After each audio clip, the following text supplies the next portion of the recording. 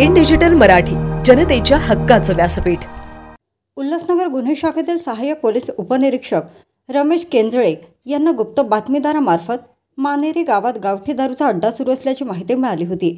या अनुषंगाने 17 एप्रिल रोजी उल्हासनगर गुन्हे शाखेचे वरिष्ठ पोलीस निरीक्षक अशोक कोळी यांच्या मार्गदर्शनाखाली पिंटा थोरवे, अर्जुन मुत्तलगिरी, संजय शेरमाळे या पथकाने विठ्ठलवाडी पोलीस ठाण्याच्या हद्दीत असलेल्या मांजरे गाव म्हसोबा मंदिराच्या पुढे गुरुचरण जागेमध्ये छापा टाकत यावेळी गावठी दारूच्या अड्ड्यावर कारवाई केली आहे। यावेळी या ठिकाणी कृष्णा भोईर हा गावठी हातपट्टी दारू गाळणीचा व बनवण्याचा व्यवसाय करीत असल्याचे निष्पन्न झाले आहे।